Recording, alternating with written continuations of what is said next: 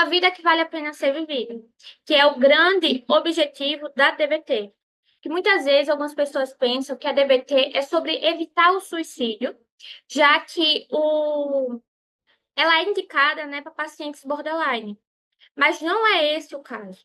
O grande objetivo da DBT é essa vida que vale a pena ser vivida, a ensinar outras formas de lidar com essa vontade de morrer, essa ideação suicida, é um objetivo secundário, porque a gente não consegue ter essa vida que vale a pena ser vivida se a gente está evitando viver.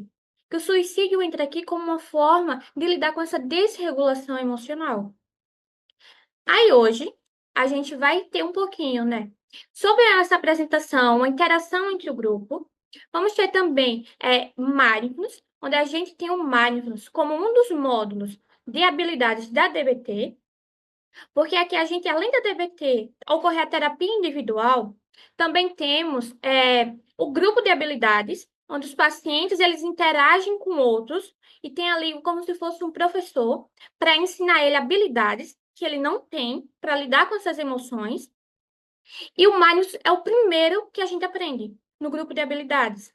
Fora o grupo de habilidades, tem outras formas de fazer DBT, como o coaching de telefone e a consultoria entre pares, que funciona entre psicólogos. Psicólogos se reúnem para tirar dúvidas, compartilhar experiências, porque fazer DBT com pacientes altamente desafiadores, com pacientes que têm muitas recaídas, costuma ser desmotivador para o terapeuta. Então, o grupo, a consultoria entre pares entra aqui para motivar o terapeuta a fazer terapia, a ser psicólogo. A gente vai ter alguns exercícios práticos, né, sobre mindfulness. Vamos tirar dúvidas sobre o capítulo 1 e o 2. E vamos aprender um pouquinho também sobre valores.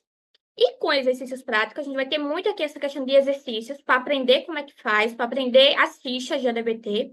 E os valores eu coloquei aqui o material, não sei se vocês já viram, mas foi baseado na ACT, na terapia de aceitação e compromisso, porque ela compartilha muito essa ideia de valores e de uma vida que vale a pena ser vivida, de não evitar o sofrimento com a DBT. Então, um caminho aqui, tem uma intersecção entre DBT e ACT. E a gente pode aproveitar isso, essa intersecção, para aprender mais.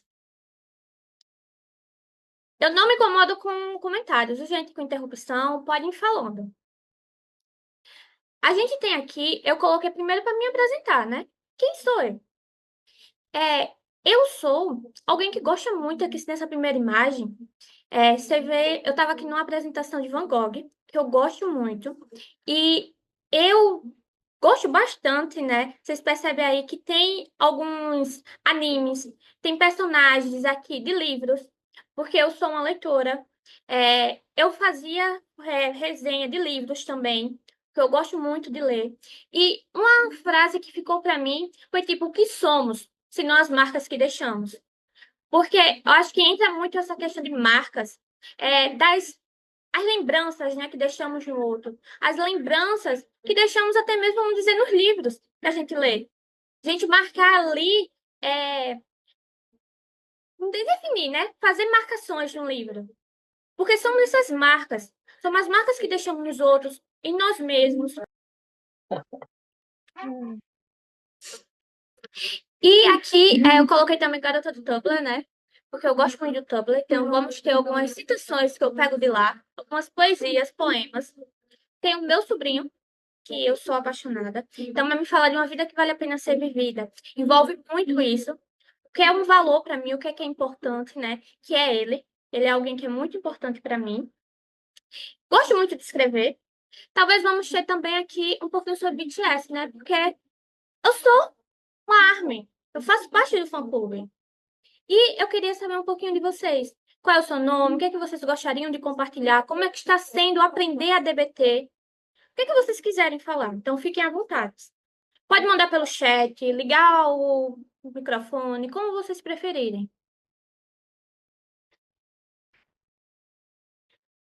Não se amotinem, viu? Pode ser um de cada vez. Bom, para mim, meu nome é Cícera Cavalcante, sou psicóloga, já faz 2 anos, formei com Bela, Coisa maravilhosa conhecer Bela. Bela faz parte da minha vida. Uma pessoa assim muito importante. Digo isso com muita convicção. Em todo lugar que eu digo, minha gente, ó, você quer conhecer uma pessoa assim, 10 é Bela. Aí nesse período de faculdade foi muito bom. Inclusive lá formamos um grupo que permanece até hoje. Eu digo, sou eu e as meninas. E assim, durante esse tempo venho venho insistindo na clínica, trabalho na clínica e percebo algumas dificuldades para lidar com o manejo. E quando Bela sugeriu esse grupo, falou que estava estudando, eu pensei, poxa, aí uma oportunidade de mais um conhecimento para aprender a manejar alguns pacientes que eu ainda não consigo. E eu comecei a dar uma estudada e achei muito interessante. Eu já tinha lido, eu lembro que a gente leu na faculdade uma vez, fez um trabalho, foi velhinha. E eu lembrava da Márcia, Sim. como eu gosto muito de história, eu lembrava muito da história dela.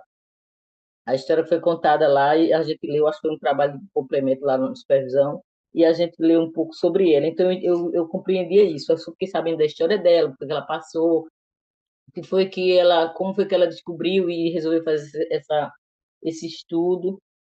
E aí eu me interessei e hoje eu tive esse interesse real, porque normalmente meus interesses, eu só aprendo se eu tiver interesse.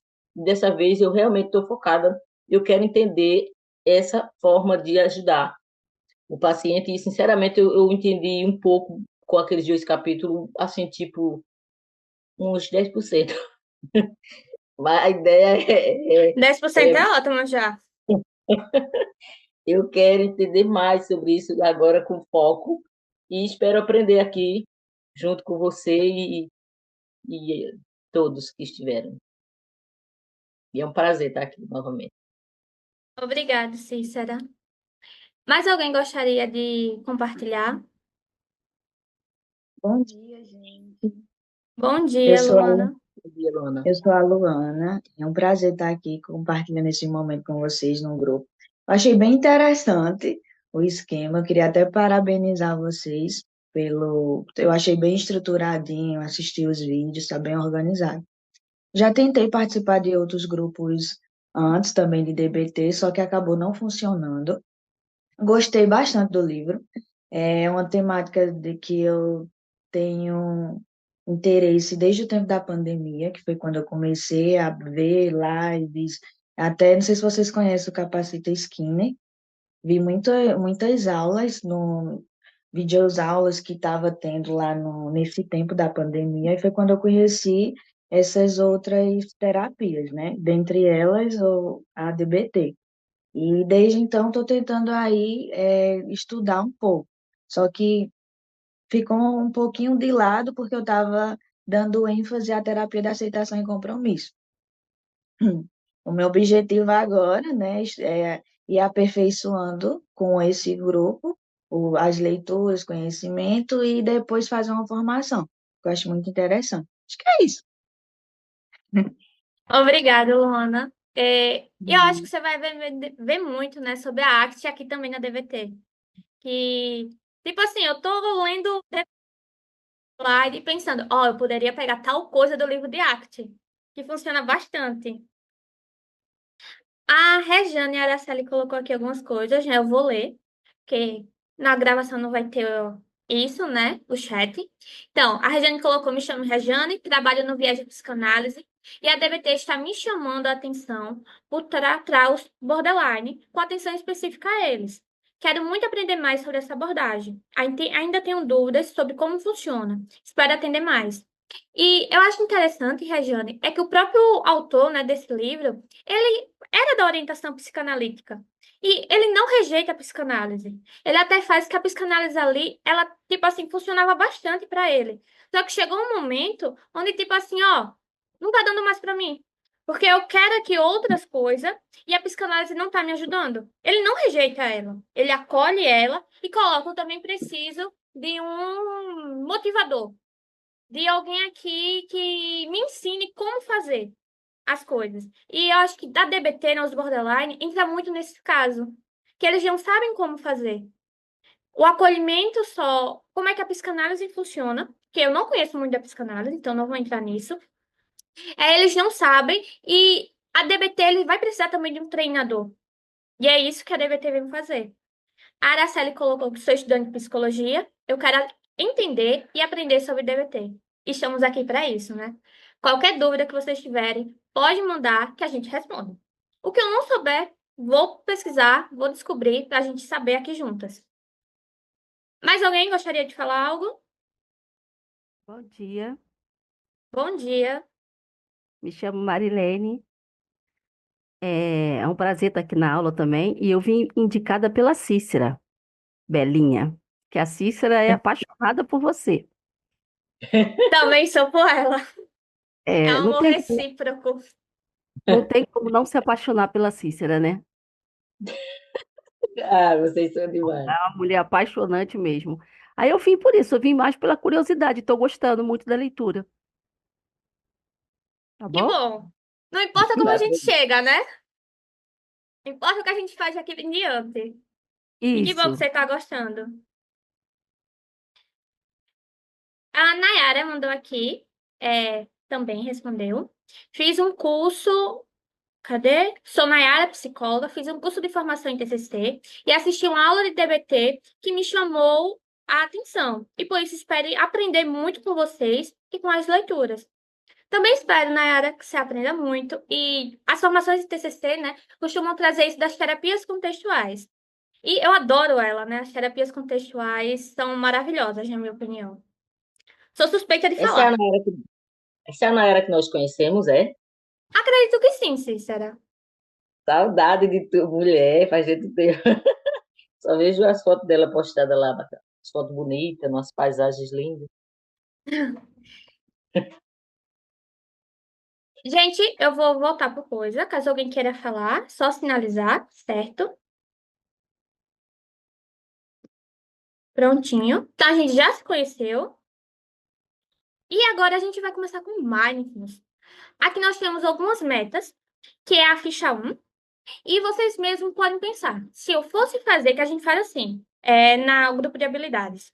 Quais dessas metas vocês gostariam, tipo, vocês precisam alcançar?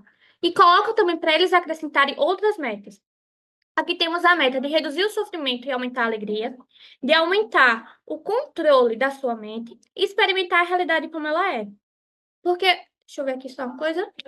Porque o que entra aqui nessa questão do sofrimento mesmo é que o mindfulness, ele aumenta a regulação emocional.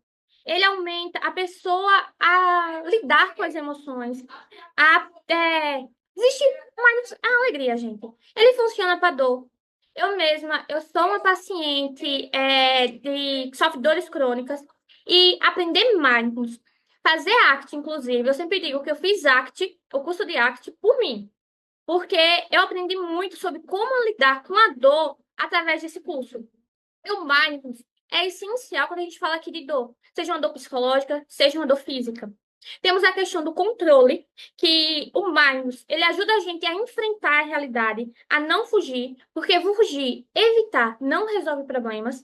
Então, quando a gente está ali com uma emoção muito desconfortável, fugir dela, evitar essa dor, não vai funcionar. É que nem quando a gente pensa aqui nos pensamentos que são intrusivos. A pessoa dizer assim mesmo, não vou pensar sobre isso, não vai adiantar. O paciente que tem toque, ele precisa enfrentar, se expor a esses pensamentos, às emoções desagradáveis, para ele aprender a tolerar ela. E o próximo é sobre a realidade. Porque quando a gente fala aqui da realidade, experimentar como a realidade é, viver as vidas com os olhos abertos, experimentar a ligação com o universo. Porque existe aqui uma questão de que tudo está interconectado. Quando a gente está em mindfulness, a gente se interconecta com o mundo. Que tem até um poema, eu não estou aqui com o celular, que eu gosto bastante, que foi até um que eu aprendi lendo o livro de DBT, que é esse daqui. Treinamento de habilidades em DBT. Não sei se vocês estão vendo. Esse daqui é para o terapeuta. Estou pegando aqui o poema, só um momento, porque é mais fácil eu achar o poema no celular do que no livro. E mostra bastante essa questão da interconexão da realidade. Só um momentinho. Aqui. A paciência das coisas comuns. É um tipo de amor, não acha? Como a caneca contém o chá. Como a cadeira fica em pé, robusta e sólida. Como o chão recebe a sola dos sapatos, ou os dedos descalços. Como as solas dos pés sabem onde elas devem estar. Eu tenho pensado na paciência das coisas comuns, como roupas, respeitosas, esperando nos guarda-roupa. E o chão seca discretamente, e o sabão seca discretamente nas saboneteiras, e as toalhas bebendo as gotas, na pele de minhas costas, e a adorável repetição dos degraus. E o que é mais generoso do que uma janela? E daqui, tipo assim, mostra como tudo está interconectado, como uma coisa vai se ligando à outra. E a gente pode ter aqui também, né? A gente começa a perceber detalhes. Que fazer mindfulness também é perceber esses detalhes. É perceber como existe uma bondade no universo, mesmo que a gente não entenda, que a gente acaba ficando meio que em paz. E o que é que vocês entendem como mindfulness? O que é que vocês sabem? Meditação é só uma forma, gente. Digo logo expor. Daqui tá errado, viu, o slide, depois eu vou consertar. Diga aí, Mário, que você entende mais que eu sobre isso. Eu não entendo, eu não sei falar nem o nome, mas escuta, Não, não, eu eu não não, sei falar o nome. eu não entendo muito de mindfulness. Eu falo mindfulness. Eu não entendo assim. Eu sei que, eu acredito, né, que é estar no momento presente, né? Acredito que seja isso. Mas você sabe, Belinha, que eu não consigo, eu nem passo para os meus pacientes porque eu não acredito. Você acredita? Não consegue Sim, fazer, né? Eu não consigo acreditar nessa técnica porque eu gosto muito de usar em mim. E eu faço em mim, não adianta. tudo bem. Tem algo que a gente aprende em DBT, que é tipo assim, todas as técnicas não vão funcionar para todas as pessoas, mas Uhum. alguma delas vai funcionar para você. Então, a gente ensina todas as técnicas para o paciente, para ele ver qual que ele quer, qual que funciona para ele. Faz E a sentido questão para ele. aqui, sim, faz sentido para ele. E talvez entre aqui um pouquinho sobre o que funciona para você. Meditação, aquela questão de com os olhinhos fechados, meditando, não funciona para todo mundo. Eu diria que Uhum. quando eu fiz meditação, foi até com o Jó Cícero, acho que só teve Uhum. uma vez que eu diria, ó, eu estava ali realmente no momento, sabe? Tava naquele momento, tava no fluxo ali. Só uma vez. Do resto, eu não estava. Mas isso Nós não ficamos uns seis menospreza. meses, viu, Bela? Nós ficamos Oi? uns 6 meses, viu? Nós Sim, ficamos uns 6 meses pois é. sendo aluno de um professor guiando. E sabe o que é que eu fazia? Eu dizia a ele todo dia. Tu lembra, Bela, o que era que eu dizia? Que você queria deitar para dormir? Eu chegava lá, 7h30 da manhã, eu dizia, quando o professor dizia, gente, vamos começar. Aí ele começava daquele jeitinho dele, sei o quê, fazer alguma coisa, eu aproveitava, fechava os olhos para dormir. A minha ideia era essa, né? Eu dizia, que lugar tranquilo, quando dormir. Não conseguia, porque ele fazia os movimentos, pedia para fazer movimento. Eu ficava sem jeito, fazia os movimentos. Mas eu queria mesmo era ficar ali quietinha. A ideia era, eu queria tanto que eu já ficasse calado para eu dormir, não me concentrava naquela atividade que ele estava disponibilizando. Sim. Mas é E, interessante. e eu acho que a gente pode pensar que fazer mindfulness como um treino de atenção. Porque imagine, a gente não tem atenção novamente na vida. A gente está ali andando em piloto automático. E se a gente está andando em Uhum. piloto automático, a gente não está vivendo ela. E quando a gente quer se concentrar em outra coisa, está com alguma emoção desagradável, a gente tenta fugir, mas a evitação não funciona. E talvez a gente tenha aqui que enfrentar essa realidade, ver ela como é que ela é, e até treinar ela. O que é que eu vou prestar atenção agora? Porque imagina, você está ali no trabalho e você está meio que entrando numa crise. Não dá certo você entrar numa crise ali. Você tem que estar em mindfulness para se concentrar no trabalho, para treinar essa atenção para voltar ao que realmente importa. Que como a Nália colocou, né, é concentrar-se no presente. Que aqui nós temos a ficha 1A. Vocês encontram essas fichas de um drive também. E aqui nós temos que mindfulness pode ser considerado uma forma de atenção plena. Então, ele é o ato de focar a mente no momento presente, conscientemente focar a mente no momento presente. Então, ele é um ato consciente, ele é voluntário. Ele não vai acontecer assim, aconteceu e pronto. Pode acontecer? Claro, pode. Mas normalmente é numa situação de perigo. Quando a gente tem que estar ali alerta para o que é que pode acontecer. Ele, nesse focar a atenção, focar no momento presente, ela tem que ser de sem julgamento. Então, eu estou apenas ali. Eu não estou julgando a realidade. Eu não estou me apegando ao momento, dizendo o que é que deveria ser. Às vezes, essa questão de apegar ao momento é como se fosse uma crença rígida. Eu não estou ali com uma crença rígida de que a realidade está errada. Não, ela é o que é. Então, a gente tem que meio que aceitar essa realidade. A gente não pode mudar a realidade. É estar alerta, desperto e aberto à fluidez de caixa distante, numa mente de principiante. Aqui, essa questão de estar alerta, desperto e aberto à fluidez é deixar o momento ir. O momento como era, quando a gente começou aqui o grupo, é diferente do momento de agora. Está aqui numa fluidez, está aqui num movimento que vai mudando. E a gente tem que estar aberto a essa mudança. Sem se apegar, deveria estar que nem quando começou lá. Ah, lembra aquele carro de som que passou? Tá passando aqui novamente. Tipo, sem se apegar novamente. Deixar aí. Teve o carro de som, ele passou. E agora o momento é diferente. E agora o carro de som vem novamente, gente. E não é o mesmo carro de som. É um outro carro de som. Só um Ó, eu momentinho. gostaria de entender uma coisa. Tem alguma, por exemplo, é orientado para determinado tipo de comportamento? Tipo assim, ó, quais os tipos de pessoas, quais os tipos de demandas é mais indicado? Mas ele funciona. Vou dizer aqui para que ele funciona, certo? Para impulsividade, que a gente Hum. começa a ficar ali no momento presente, ao invés de ceder. Funciona para ansiedade, porque a ansiedade ela tem muito isso de pensar no futuro, não é? No que é que poderia acontecer. E no presente, normalmente você não está em perigo. Então, se a gente se mantém presente no momento, tá ali em atenção plena, o futuro não é assustador. Porque o futuro não existe, só existe o presente, só existe agora. Ela funciona para desregulação emocional, no sentido de borderline, que eles estão ali sentindo demais e essa sensação é desconfortável e eles tentam fugir. E como eles tentam fugir dessa emoção, eles acabam caindo em comportamentos disfuncionais. Então, o mindfulness vem ajudar eles a enfrentar isso, esse desconforto. Aí ele perceber que aquele coração batendo rápido não vai matar eles. Tudo bem um coração bater rápido. Esse coração batendo rápido vai passar. Então ele começa a estar ali presente no que é que ele está sentindo, atento às sensações e percebendo que ela está fluindo, ela está mudando. E aquele momento também vai mudar.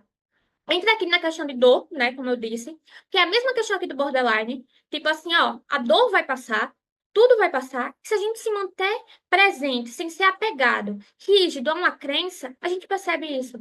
O momento vai passando. E funciona para outras situações. Vou pegar aqui até o livro, que tem uma Hum. tabela. Posso até mandar depois no grupo. Belinha, aí eu vou perguntando.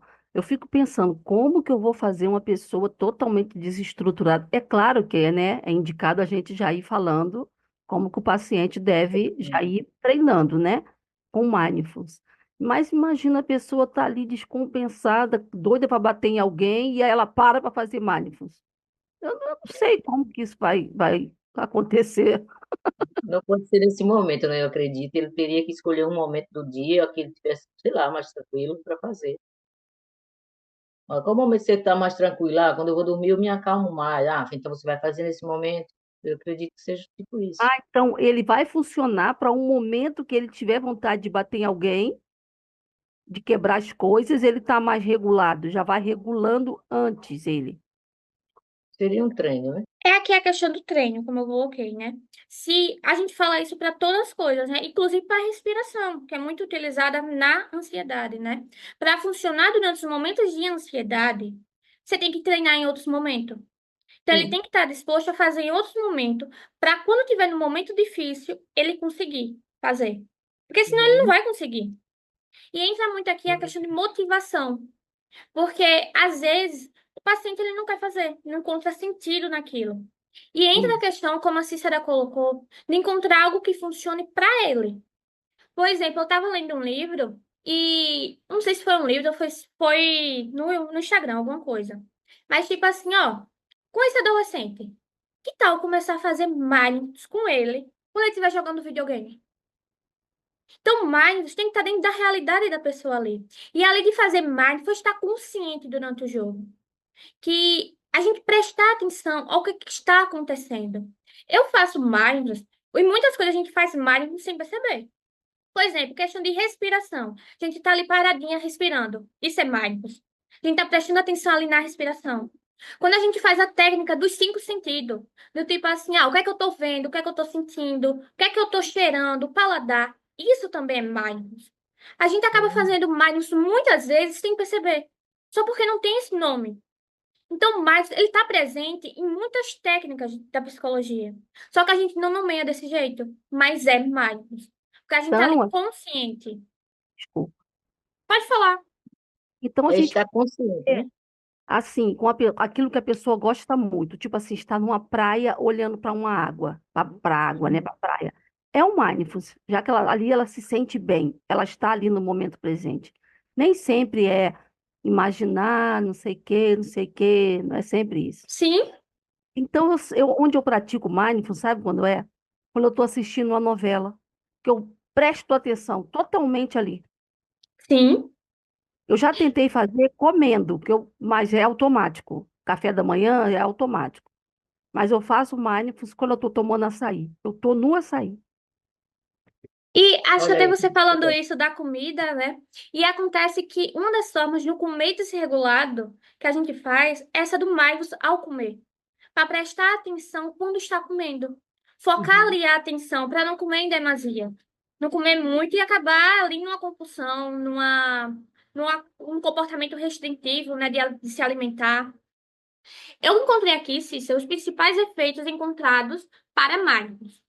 Aumento na regulação emocional, diminuição dos comportamentos e pensamentos ruminativos, humor disfórico diminuído, aumento no cérebro das regiões associadas às emoções positivas, resposta imune aprimorada, depressão e ansiedade diminuído, diminuição na raiva e na irritabilidade emocional, na confusão e na desorganização cognitiva, nos sintomas gastrointestinais e cardiopulmonares, reduções dos sintomas de dor, melhora nos sintomas depressivos em pacientes com dor crônica, melhorias em lidar com a dor, diminuição da tensão psicológica e maior sensação de bem-estar, risco diminuído de recaída ou recorrência de depressão, aumento na cura da psoríase, funcionamento Nossa. aprimorado do sistema imune para pacientes com HIV. E isso daqui, ele coloca que a maioria desses achados foram obtidos com indivíduos que praticaram yoga e meditação de mindfulness todos os dias por 8 ou mais semanas. Porém, por mais breve que seja, ela pode ser benéfica. Então, é muita coisa. Gostei muito da ideia de saber assim, a pessoa que tem psoríase, que tem aquelas reações alérgicas no corpo por conta da ansiedade, né, de preocupações.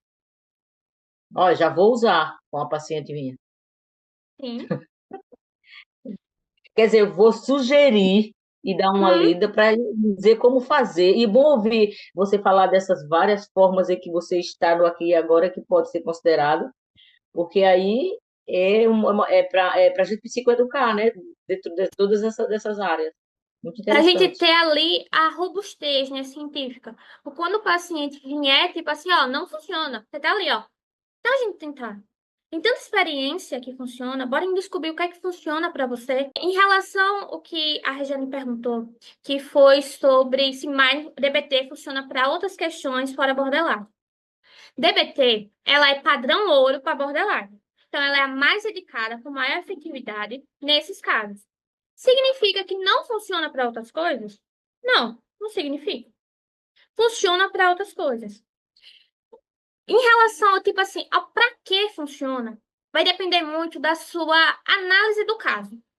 Então, a gente tem que fazer a formulação do caso para dizer, seria legal essa situação para esse paciente? Às vezes seria, às vezes não. Depende de como cada paciente está ali naquele momento.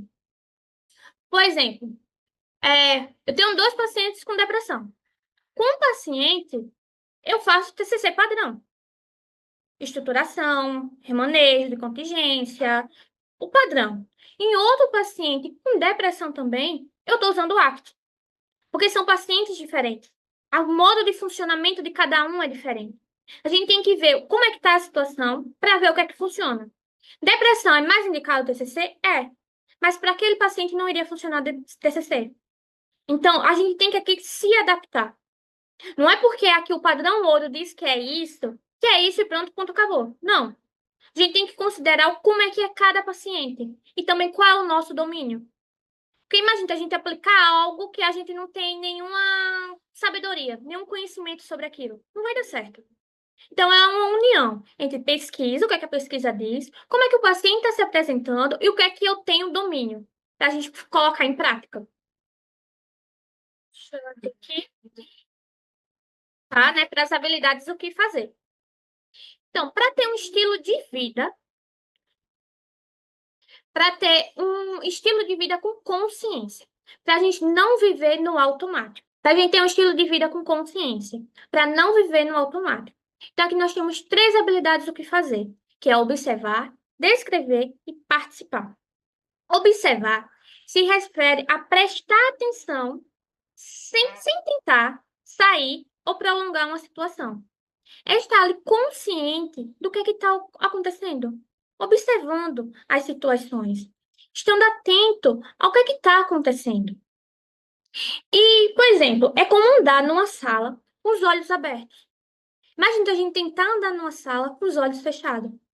Assim como a gente tenta viver normalmente a vida. A gente vai esbarrar em tudo, a gente não sabe o que está acontecendo. Então a gente precisa estar atento ao que está acontecendo para reagir de acordo. E enxergar o que é que está existindo, para então tentar mudar. Que até na TCC, né, uma das primeiras coisas que a gente faz é a identificação dos pensamentos, das crenças disfuncionais. Não tem como a gente mudar eles sem saber o que é que está acontecendo. Então o primeiro passo é observar. O segundo passo é descrever. Descreva a situação em palavras. Rotule o que você observa. Perceba os fatos. É colocar em palavras o que está acontecendo ali. E quando a gente coloca aqui, colocar em palavras, não é rotular. Existe aqui uma diferença. É que nem, por exemplo, eu olhando aqui para esse computador, eu vou descrever ele. Ele é um computador preto. Eu estou aqui vendo a tela, que está escrito o que aqui está dizendo. Temos aqui o teclado. Temos aqui a mesa onde ele está apoiada. Ela é meio madeira, a cor. Isso é descrever. Agora, rotular seria dizer, essa coisinha aqui tá meio feia, porque tá descascando. Não é legal, como é que eu tô aparecendo no vídeo, porque o meu cabelo tá sei lá o quê. Uma coisa é eu descrever, outra é eu rotular. É eu dizer, ó, isso é feio, isso é bonito, isso é mal, isso é certo, isso é errado. E normalmente o que a gente faz na vida é tentar rotular as coisas. A gente não percebe. É quando a gente tem aquela sensação desconfortável ali do coração batendo rápido e dizer, ó, eu não deveria estar me sentindo assim. Eu tô rotulando. Por que você não deveria? Você está sentindo assim. Então a gente tem essa diferença. E eu queria saber, o que é que vocês acham que eu estou pensando? Dar continuidade na leitura, ouvir perguntas, Eu estou pensando nisso? sei lá, é uma possibilidade.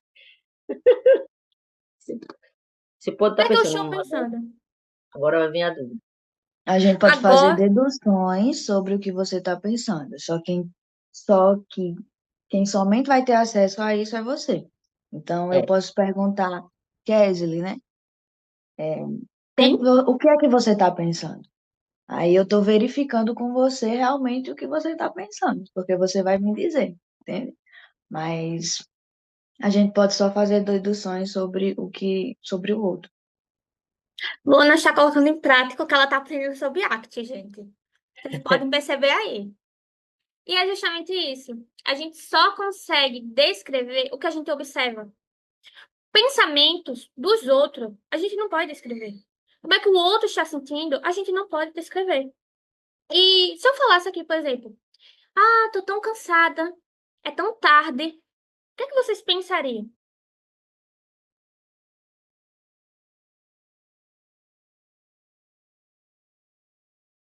Já veio na minha Desligada. cabeça. A Belinha tá cansada, ela não quer dar aula, não. Já veio isso, E, adivinhação. e pensaria exatamente isso que você falou. Sim. E a gente pode fazer aqui previsões, mas mesmo previsões não é a realidade. A gente só sabe a realidade do que a gente está observando. Então, a gente precisa aprender aqui, ao descrever, distinguir entre pensamento e realidade. Distinguir é o que está acontecendo realmente. Porque às vezes, ó, eu tenho aqui o pensamento, ela está cansada, ela não quer dar aula. Foi o que eu disse? Não foi. Daí foi uma avaliação que você fez do que eu disse. E a gente costuma fazer muito isso. Uma avaliação em cima da realidade. Mas isso não é a realidade. E aqui o descrever, ele funciona para obter um feedback. Então, ajuda.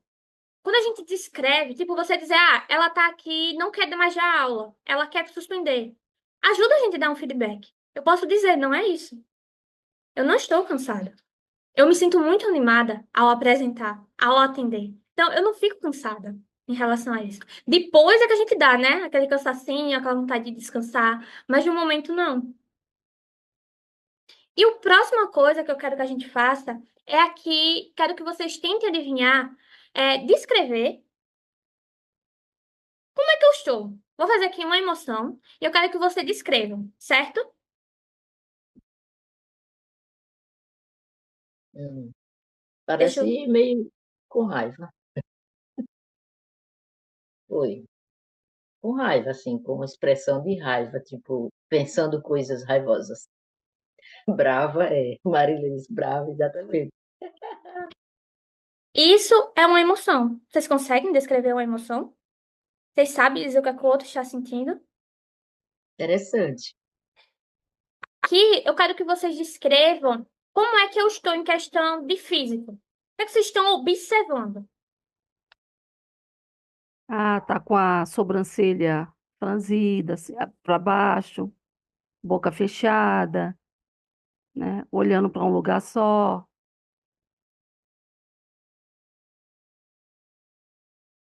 Que tem uma diferença, né? Entre imitar, quando a gente coloca aqui uma expressão emocional, nosso primeiro instinto é dar emoção.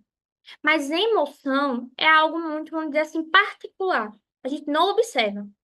A gente tem como olhar para alguém e dizer, ó, isso, a gente, de acordo com o contexto e tudo, a gente consegue inferir, né? Tipo, avaliar, julgar.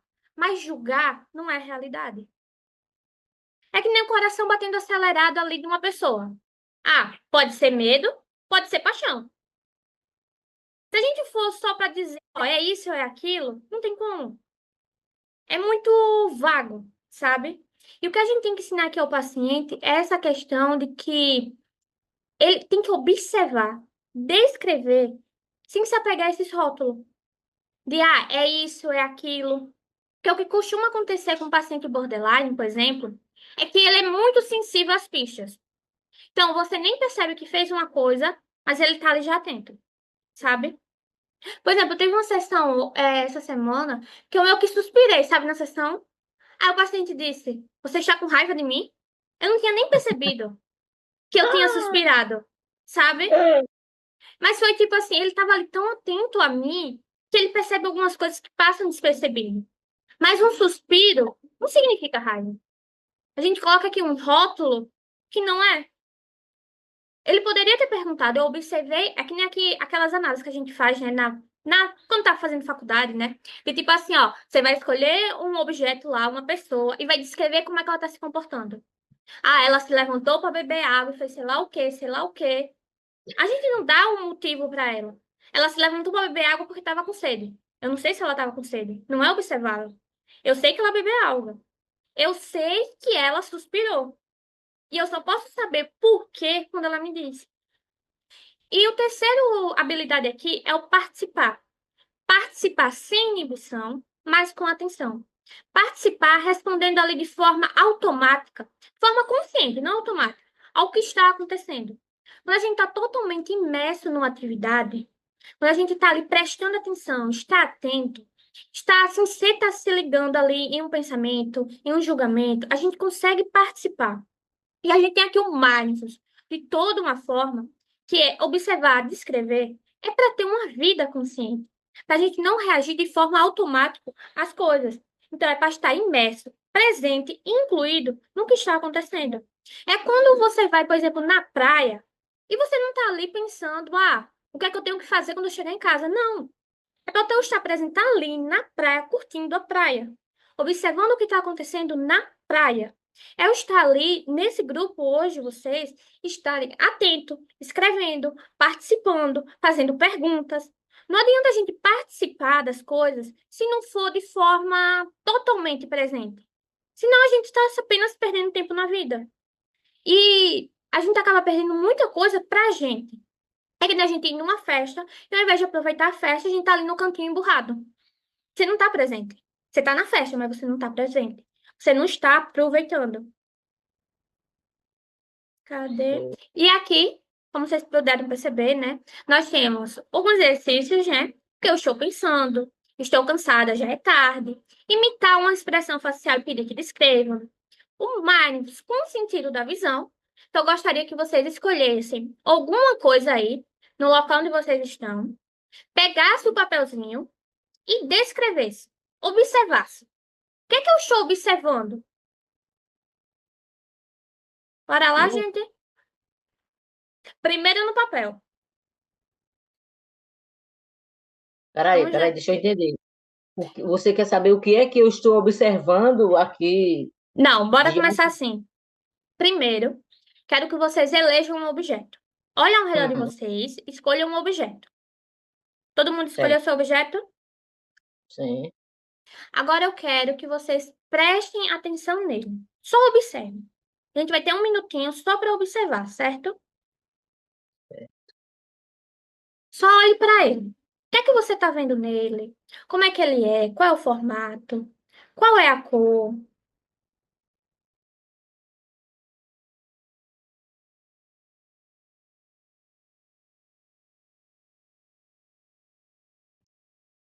Se vier aqui algum pensamento do tipo, por que é que eu estou fazendo isso? Por que é que eu já observei tudo que eu tinha que observar? Retorna a atenção na observação. Observar como é que ele é. É um treino de atenção, bora lembrar disso.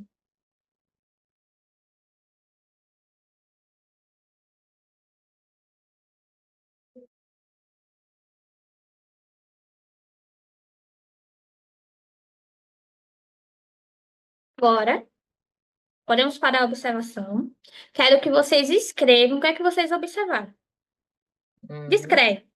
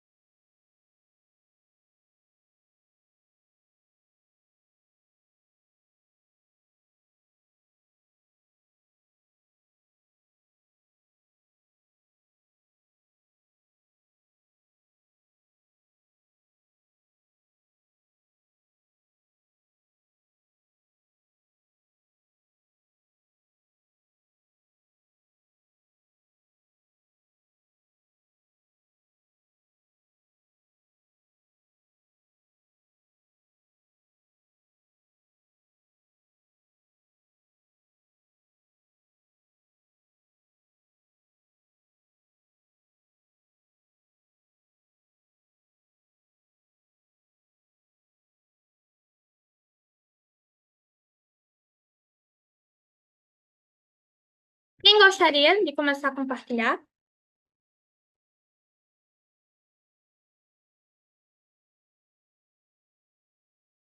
Observei uma garrafa que está aqui na minha frente, cilíndrica, branca e que está descascando. Mas quem? Obrigada, Luana. Observei uma caneta, estou com ela aqui, uma caneta com a laranja. Ela é meio recheadinha no meio, tem borracha no final. E se você decidir apagar, você apaga. Ela tem duração de torno de, escreve mais ou menos 2 páginas, tem cabecinha, para fechar e proteger, tem ponta fina, e tem os desenhozinhos de origem chinesa que eu não sei bem descrever como o que seria. Eu, eu, Obrigada, obs- Cícera. eu observei a televisão que tem aqui, e ela é preta, a marca Samsung. Tem um fio preto também. Só que o fio tá manchadinho de branco. Deve ter sido quando pintou aqui o quarto. E eu não sei onde é que liga sem o controle. Fiquei procurando aqui, porque toda televisão tem, né, um botãozinho. Isso me chamou a atenção. Gostaria de apontar, né, Marilene? Nesse momento, você meio que desviou a atenção, sabe? Hum. Percebe? Onde é que estava o controle? Eu não consigo, tentei procurar. Não, o botão para ligar, eu fiquei pensando, onde está o botão que está nela? Sim. É. E quando a gente tenta aqui procurar, tipo assim, cadê o botão? A gente Ah, começa a parar ali de observar, de descrever. ah, Hum, ah. interessante. Eu notei também que na parte da caneta, ela desviou a atenção também, porque você falou que dá para escrever até 2 páginas. E nesse momento é para observar, você não está escrevendo as 2 páginas. Que coisa, gente. Interessante isso, minha gente. Assim, você está falando da caneta, mas assim, é uma falha, né? Tipo assim, você tem que realmente se concentrar nela, né? Não Sim, importa o que ela faça. Tipo assim, quando Marilyn procurou o botão, ela já estava saindo do aparelho. sim, verdade. A Regiane Importante. colocou aqui que estava observando o celular, né, que estava na frente dela, me sentindo feliz porque através dele tenho possibilidade de aprender e me comunicar. Eu acho, Regiane, que tipo assim, quando a gente começa a observar o celular, você acaba meio que dando uma desviada aqui, sabe? É, agora que eu Através percebi. dele, tenho possibilidade de aprender e comunicar. A atividade era ali de prestar atenção no celular. E a gente acaba se desviando. É automático, gente. Acontece com todo mundo. Para outras coisas. Aconteceu comigo. Ó, eu estava aqui observando a minha agenda. Eu estava pensando, é um caderno, é uma agenda, ela é retângulo, ela é branca, pontilhada, então tem uns pontinhos nela. Ela tem aqui o arame do lado, preto. Aí eu comecei a pensar, ela tem as folhas removíveis. E aí veio. A minha letra tá desse jeito, tá daquele outro. Eu deveria tentar fazer tal coisa quando eu fosse usar a agenda, para ela não ficar assim tão feia, sei lá o quê. Começou aqui o julgamento. O que é que eu deveria e não deveria fazer? Essas regras que a gente nos impõe. Então Hum, aqui eu acabei saindo. Ao invés de observar e descrever, eu comecei a rotular, a dizer o que é que deveria e não deveria. A me restringir ali e acabar saindo do objetivo, né? Então, muito aqui, interessante ele falar isso. sim. Mais alguém? Eu queria falar. Eu queria que vocês descobrissem o que é, para ver se eu descrevi certo, tá bom? Objeto retangular, arredondado, cor-de-rosa, 2 bolsos grandes, 2 zíperes em cada bolso, 2 alças de mão e uma de ombro, textura de pelúcia e cheio de detalhe. É uma moça? Me lembrou uma É uma bolsa. bolsa. Uma mochila? É uma bolsa. Ah, tá. Daí foi uma Então, assim, foi. descrição. Eu sou muito atenta a detalhes, mas assim, às vezes, quando é um objeto, né, eu não consigo chegar e colocar, por exemplo, assim, minha interpretação naquilo, mas uma pessoa é difícil para mim, né? Exatamente isso que você falou aí, é assim, quando observa ali, vem logo a coisa, eu acho que a pessoa está com raiva, eu acho que a pessoa está, Você né? fica, Eu preciso eu vou passar a fazer esse exercício agora com as pessoas ao meu redor para ver se eu consigo descrever somente o que eu estou vendo, né? E não Sim. aquilo que eu não estou tendo acesso. E é um treinamento, né? A gente meio que vive fazendo isso de forma automática. Então, para a gente desaprender, né? Porque nos ensinaram a agir assim, vai demorar, gente. Não é rápido. Demora e demora muito e você ainda vai cair no erro de julgar. Porque julgar faz parte do ser humano. Tem que estar É, atenta, né? sim, é algo que nos diferencia dos animais. A gente consegue julgar o que não está presente. Porque aí a gente consegue nos proteger. A gente consegue prever o futuro. E é algo que os animais não conseguem. Eles não conseguem prever o futuro. A gente consegue. E isso é tanto uma coisa boa como uma coisa ruim. Porque às vezes a gente começa a prever o futuro, sendo que, ó, aquilo dali não tá lhe fazendo bem. Causa ansiedade. Sim, vamos voltar. Ai, e agora eu quero dúvidas, né? Quais são as dúvidas de vocês? Tiveram alguma sobre o capítulo 1, capítulo 2? Então, quais são as dúvidas de vocês? Tem alguma? Bom, em relação ao que você trouxe, as dúvidas em relação ao que você trouxe, eu acho que eu entendi bem as suas considerações. Exatamente isso que está tentando entender. Agora, sim, em relação ao material que eu li, eu fiquei com algumas dúvidas, até porque eu estou aprendendo, então é natural. Sim. Por exemplo, eu li umas 5 vezes essa coisa toda da dialética, sabe? Minha gente, o que é dialética? E eu fiquei a semana inteira lendo, ouvindo o que é dialética. Aí as três, né? Os três que ele fala sobre. E eu fiquei, que tu trouxe inclusive agora, né? Um pouco. E eu fiquei com dúvida, assim, como perceber, como agir. Eu acho que eu vou ter que ler muito mais para entender isso aí. Dialética, eu acho que é um dos conceitos mais difíceis da DBT. Hum, Principalmente quando a gente está iniciando. A gente entende a aceitação, porque é algo que todo psicólogo tem que fazer, né? Aceitar incondicionalmente seu paciente. A gente entende a mudança, que é tipo assim, ele precisa mudar, e o que é que eu posso fazer para ajudar ele nisso? Só que quando a hum, gente entra na dialética, fica um pouquinho mais complicado. Porque começa a entrar aqui algumas palavras novas. Então, a dialética, ela temos aqui. Ela diz que toda ideia que a gente vai ter um oposto.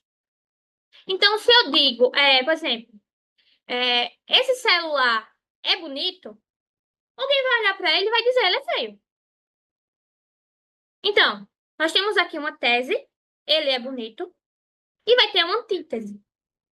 Uma tese contrária, que diz o oposto. Ele é feio. hum. Então, a gente tem que encontrar aqui o que é que a gente vai fazer. Vamos aprender na prática, né? O paciente lá, ele diz: Ah, eu sou muito burro, eu não consigo aprender. A antítese, o contrário dessa frase, seria: Eu sou muito inteligente, eu consigo aprender tudo. Como é que seria a dialética nesse caso? É a gente chegar ali no meio termo. Um caminho que una tanto a tese como a antítese. Tanto essa questão de eu sou burro, como eu sou muito inteligente. Qual seria uma verdade do meio? Ah, eu tenho dificuldade, eu sou inteligente em algumas coisas, eu tenho dificuldades em outras. Seria um caminho do meio. Não iria tanto uma verdade como outra. A gente pode pensar nisso até, por exemplo, eu penso, né? Quando a gente está atendendo ali um paciente adolescente e os pais.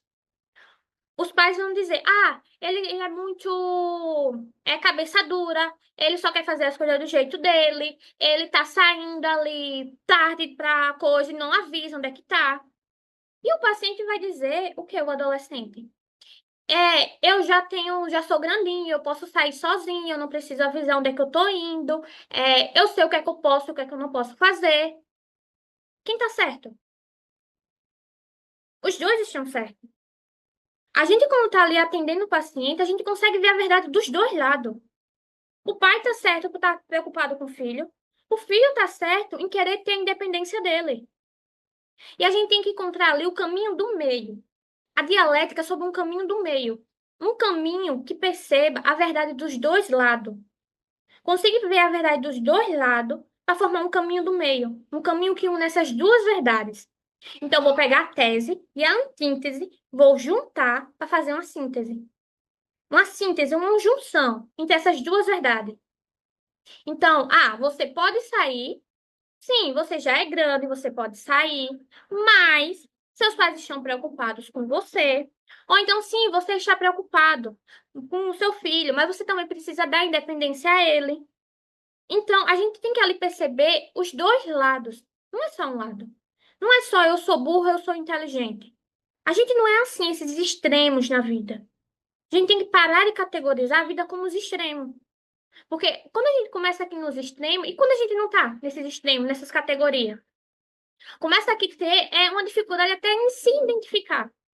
Ah, então quer dizer agora que eu não consigo mais fazer tal coisa, eu não presto mais, eu não sei mais quem eu sou.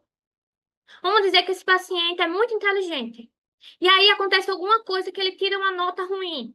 Ele não vai bem. Pronto, acabou então a identidade dele. Ele não consegue mais se identificar. Então, os extremos nos causam prejuízo. E a gente tem que encontrar um caminho do meio, que consiga se adaptar, que consiga ser flexível para unir todas as variáveis. Está sempre aberto à mudança. Dá para entender um pouco, gente? É complicado.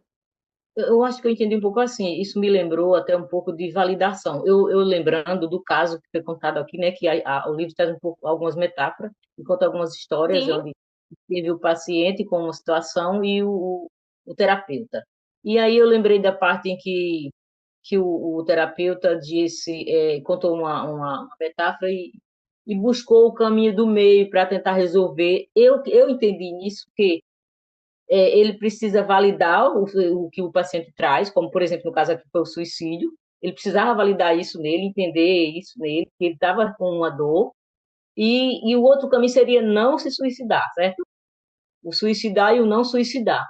E aí ele deveria trabalhar com estratégia para buscar um caminho do meio, sabe? Sem invalidar essa dor dele, essa vontade de suicídio.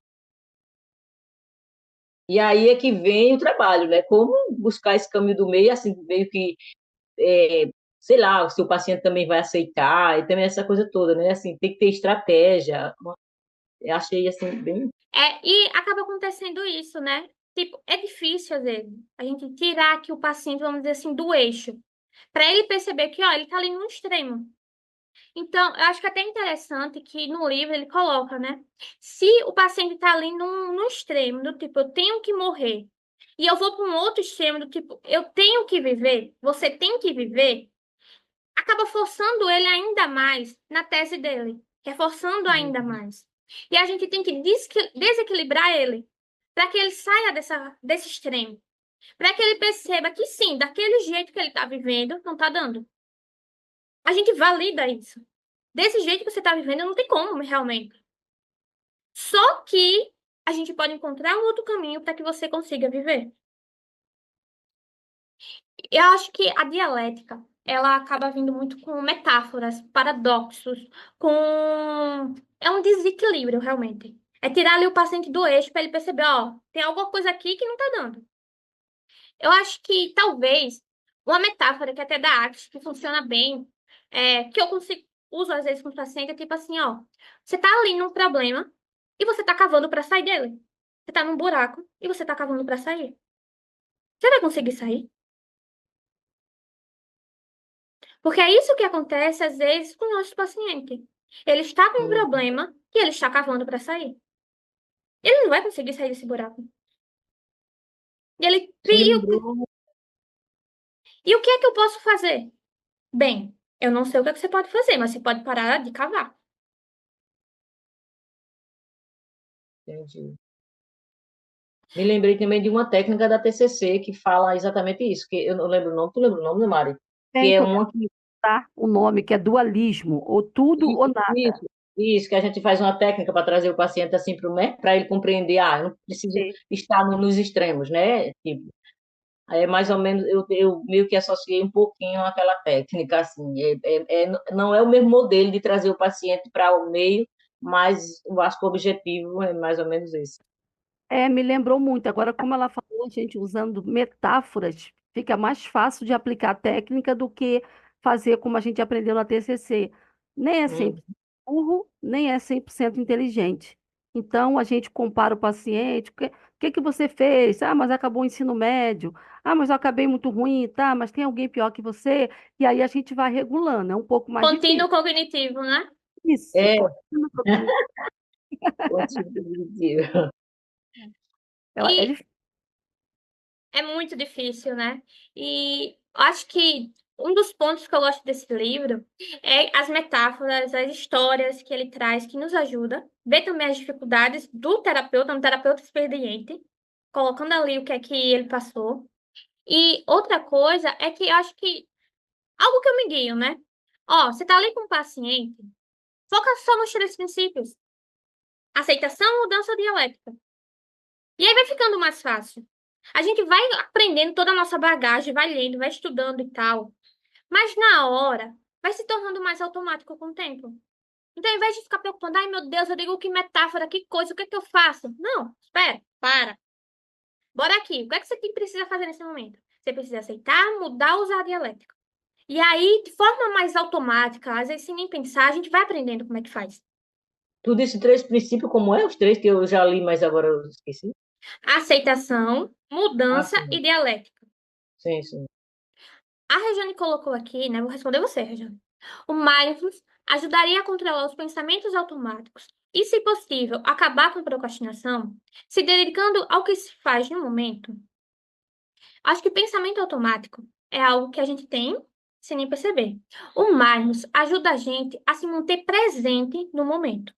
Então, ao invés de eu estar ali reagindo sem nem pensar, não percebendo o que é que está acontecendo, mas ajuda a gente a estar ali presente. Então, ele, até que a gente vai aprender no próximo encontro, que vai ser como se faz mindfulness, que tem 3 habilidades. Uma delas é, tipo, uma coisa de cada vez, prestar atenção no que está fazendo. Então, ele ajuda a isso, se dedicar ao que se faz no momento. Quando você estiver fazendo uma coisa, você vai fazer aquela coisa. Não tem como você estar em mindfulness fazendo 5 coisas ao mesmo tempo. Não tem como. Não tem como você prestar atenção no que está acontecendo se você tentar prestar atenção em um monte de coisa. É que nem quando a gente está aprendendo a dirigir. A gente tem que prestar atenção em cada atividade que está fazendo. A gente tem que estar ali presente, senão a gente não aprende. Com o tempo, vai se tornando algo mais automático. Mas aí, quando acontece alguma coisa, tipo assim, por exemplo, você tem que passar no cruzamento, ou então você tem que. Os buracos tem que desviar. Aí você tá ali, com mais de em ação. Você começa a prestar atenção no que está fazendo. Em relação a acabar com a procrastinação, ele ajuda a gente a estar presente, a se dedicar. Mas essa da procrastinação, eu acho que o que acaba ajudando é a gente ter ciência do que é importante para a gente, para colocar isso em prática. Porque senão, não adianta eu estar presente se eu estou sentindo ali um desconforto, estou sentindo um mal-estar, e não é importante para mim enfrentar esse mal-estar. Eu não vou enfrentar. Se eu não tenho uma motivação para mudar, eu não vou mudar. E eu acho que essa é uma das coisas que a gente precisa aprender como terapeuta também. Motivar esse paciente a mudar e aceitar que ele não quer mudar. Não está no nosso controle. E claro, a gente vai ter recaída, gente. A gente tá ali atendendo o paciente, tá ali todo empolgado e tal, tá ajudando, tá ajudando. E vai ter recaídas. O paciente tem recaídas, você tem recaída junto com ele. Que acaba virando, é meio que uma união, né? Ali, na terapia. Tem os limites, mas também tem uma união. Então não tem como o casal ali, que é você e o paciente, a díade, e um não sofrer uma perda e você não sofrer junto.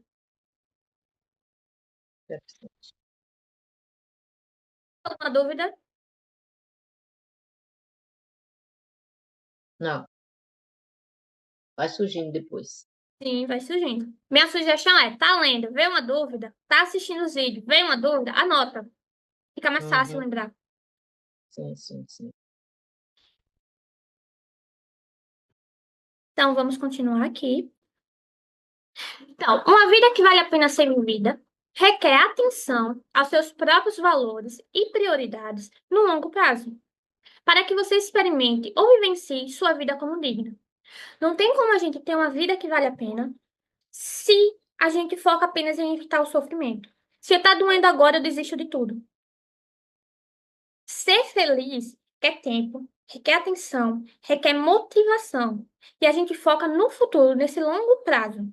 Eu vou colocar em prática o que é importante para mim, quais são os meus valores, quais são as minhas prioridades. E o valor, ele entra aqui, ele tem uma definição aqui, que é da ACT, e a gente vai destrinchar ela para entender melhor. Então, eles são consequências livremente escolhidas, verbalmente construídas, de padrões de atividades contínuos, dinâmicos e progressivos, os quais estabelecem reforçadores predominantes para essa atividade que são intrínsecos ao engajamento no próprio padrão comportamental valorizado. Eu odeio, não sei vocês, quando eu estou lendo algo e é assim tanta palavra complicada que dá um nó na cabeça e a pessoa não entende nada. Eu penso, para que vocês fazem um texto tão complicado se não é para restringir o conhecimento? Então, aqui a gente vai ter uma divisãozinha, né? Então, quando a gente fala aqui de valores, tem alguns componentes que são essenciais.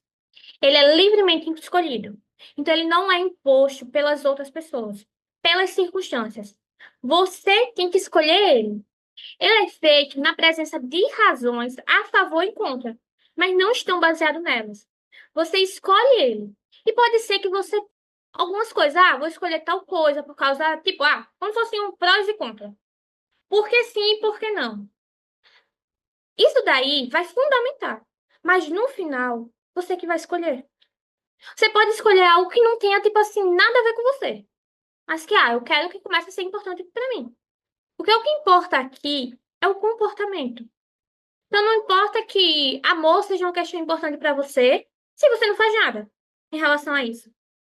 Então, o amor não é importante para você, não está sendo um valor. Tem até no capítulo 11, né, que eu mandei para vocês já, que tá lá no Drive. Tipo assim, se você escolher que meia é importante para você e você começar a obrigar todo mundo a usar meia de bolinhas, significa que meias é importante para você? Sim. O que importa é o que você faz. E o que você faz é uma escolha sua. Então, você que escolhe. Ela é uma consequência verbalmente construída. Então, ela é uma consequência que ela é construída devido à linguagem. Que aqui a gente começa a ver uma questão de que, por que é que tal coisa é importante para você? Por exemplo, que é importante para mim é a questão de justiça e igualdade. Algum dia eu vou alcançar justiça e igualdade? Não. Foi algo que a linguagem criou, esses termos, justiça e igualdade. Mas elas nunca vão ser alcançadas. Não tem como chegar um dia e dizer, pronto, consegui, realizei. Agora eu tenho justiça e igualdade. Não, não é um objeto, não é uma coisa física, não é uma pessoa. É algo que vai além disso. Isso daí está baseado na linguagem. E a linguagem não é restrita desse jeito. Ela é um padrão contínuo, dinâmico e progressivo. Então, ela fala aqui sobre que é importante engajamento em determinados padrões. Padrões que serão vividos conforme as circunstâncias. Então, eu vou me dedicar a um padrão. Esse padrão vai ser contínuo, tipo assim, vai durar muito tempo. Ele vai ser dinâmico, então ele vai precisar se adaptar às circunstâncias. E ele vai ser progressivo, como se a cada passinho que eu dou fosse me aproximando desse valor. Mas eu nunca vou me aproximar desse valor. Nunca vai chegar um momento que você vai dizer, pronto, consegui. Ele tem reforçadores intrínsecos. Então, o próprio ato de se engajar em atividades que incorporam o reforçador é prazeroso. Quando a gente fala aqui de intrínseco, é um reforçador que o próprio comportamento já é reforçador. É que nem vamos dizer, o próprio fato de eu estar ali tocando violão, vamos dizer, violão é o que eu quero. O próprio ato de tocar ali violão já é reforçador. Eu não vou ganhar algo. Pode ser que você ganhe, tipo, pode ser que eu toque violão e ganhe dinheiro. Eu vou me apresentar? Pode. Mas o próprio ato de fazer uma atividade já é reforçador. O próprio ato de se dedicar a um valor já é reforçador, já é prazeroso. Os valores, normalmente a gente pega os valores como se fossem sentimentos. Agir de acordo com o sentimento. Mas, na verdade, o valor tem que ser uma questão de valorização, como ação. Agir independente do sentir. Você age porque você quer algo. E vai ser independente de como você está se sentindo. Se, vamos dizer, tá com sua família é algo importante, você tem que estar com sua família independente de como é que está se sentindo.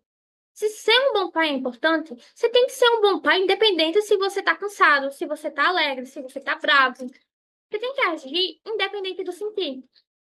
Aqui a gente traz, né? Se o cliente baseia a vida inteiramente na ausência de obstáculos emocionais ou cognitivos, então, se ele baseia a vida em nada tá tudo dando certo, direções valorizadas não vão ser perseguidas de forma comprometida, já que mais cedo ou mais tarde algo vai acontecer. Então, se a gente baseia a vida de acordo com os sentimentos, a gente não vai para frente. Porque mais cedo ou mais tarde você vai ficar desanimado. Você não vai querer seguir aquele valor. A gente tem que valorizar, mesmo quando não gostamos. A amar, mesmo quando estamos com raiva. E a cuidar quando estamos aflitos. Porque o agir tem que ser independente do sentir. Aqui a gente tem algumas coisas, né? Algumas intervenções, que é da ACT, coloquei aqui. Tipo, gostaria que vocês pensassem nisso. Eu vou mandar esse slide, então eu queria que vocês pensassem. Se eu pudesse escolher um propósito, qual eu escolheria? O que seria importante para vocês? O que você quer que sua vida signifique? Que os outros lembrem de você? Se você morresse hoje, o que você gostaria que as pessoas falassem sobre você? O que você gostaria que no seu epitáfio, no seu túmulo, em sua lápide imaginária estivesse escrito? Você morreu, tem ali uma lápide. O que você queria que tivesse escrito ali? Também vai ter uma planilha de avaliação dos valores. Essa planilha é essa de cá. Ó, é uma intervenção baseada na arte. Ela é uma planilha bem feinha, né, gente? Vamos concordar. É bem simples. Então, eu fiz a minha própria versão, coloquei lá no Drive, e eu acredito que vai ajudar bastante vocês. Cadê? Deixa eu pegar aqui ela. Então, eu fiz uma planilha, vou compartilhar aqui para vocês, só um momento. E eu acredito realmente que vai ser mais fácil para vocês entenderem como é que funciona. Ó, aqui escolha seus valores e o que realmente importa. Então, aqui eu coloquei alguns valores que existem e para a pessoa escolher. Quais são os seus valores? Vocês podem aplicar com vocês mesmos para ir entendendo. Então, você escolhe quais são os valores, o que é importante para você. Depois, você classifica esses valores em ordem de maior a menor importância. Se tudo é importante, nada é importante. Então, a gente tem que definir o que é realmente importante. Depois, você vai escolher quais áreas da sua vida são mais importantes. Família, amores, parentalidade, amizades. Por último, você escreve que tipo de pessoa você gostaria de ser nas áreas mais importantes da sua vida. Vamos dizer que você escolheu família. Você vem aqui e coloca família e vai escolher que tipo de pessoa você gostaria de ser com a sua família, levando em consideração esses valores. Ah, tradição é algo importante para mim. Então, como é que a tradição e a família se relacionam? Como é que você pode juntar um e o outro? E agora a gente volta para cá.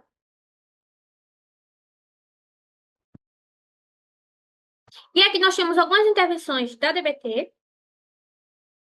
que tem a ficha de regulação emocional, que é a 17, que ela fala que a gente tem que acumular emoções positivas a longo prazo. Então, você tem que fazer coisas que lhe faz bem a longo prazo. E nós temos também a ficha 18, que é sobre a lista de valores e prioridades. Deixa eu pegar aqui, 17. Ela começa, tipo, falando que o primeiro passo é evitar. Se você evita fazer as coisas, se você não faz, né? Você não vai conseguir ter essa vida que você quer. Então, você tem que parar de evitar. Segundo, você vai identificar o que é importante para você, quais são os seus valores. E aí, ele coloca a ficha 18, que é sobre os valores, para você conseguir identificar esses valores. Depois que você identifica o que é importante para você, você identifica um valor a aperfeiçoar agora. Porque a gente tem que focar em algo. Ah, se a gente tem 10 coisas para fazer, raramente tu vai fazer alguma delas. Tem que focar em algo. Uma coisa para fazer, um passinho de cada vez. Depois você vai identificar algumas metas relacionadas a esse valor. Então, vamos dizer, algo que é importante para mim é ser uma boa profissional. Porque eu me importo com as outras pessoas. Então, quais são as metas? Como é que eu posso alcançar esse valor? Eu posso estudar, eu posso fazer cursos, eu posso fazer supervisão, eu posso fazer terapia, eu posso sei lá o quê. Bora pegar uma meta mais específica? A gente escolhe uma dessas metas. Vamos dizer, estudar. Escolhe uma meta para melhorar.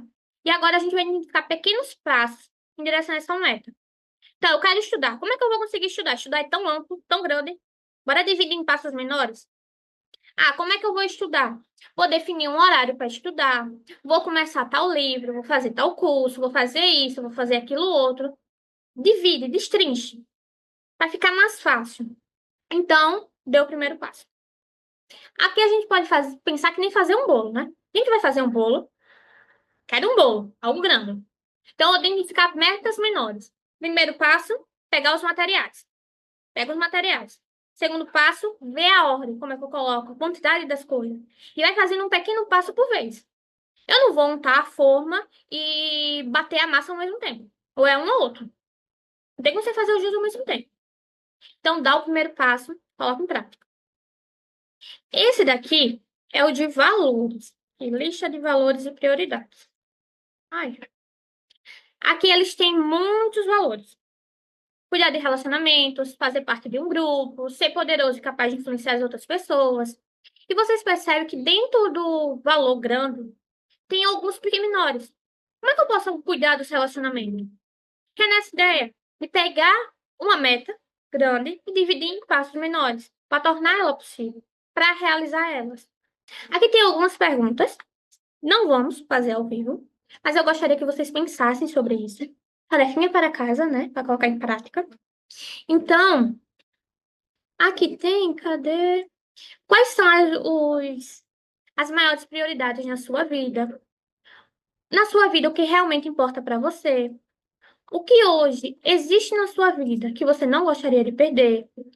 E aqui tem vários valores, né? Qual valor é a sua maior prioridade? Que mudanças você precisa fazer em sua vida para que ela combine com o que é mais importante para você? E algo que eu queria destacar aqui é que os valores mudam. A gente muda. Então, os nossos valores também podem mudar. Então, algo que era importante para você em um momento pode não ser em outro. Então, algo que era importante para mim pode acabar com as circunstâncias de vida, acabar mudando. Então, os nossos valores vão mudar e a gente precisa se adaptar a ele para mudar o nosso comportamento, para agir de acordo com esses valores. E é isso, gente. Gostaria agora de saber de vocês, né? Dúvidas, perguntas?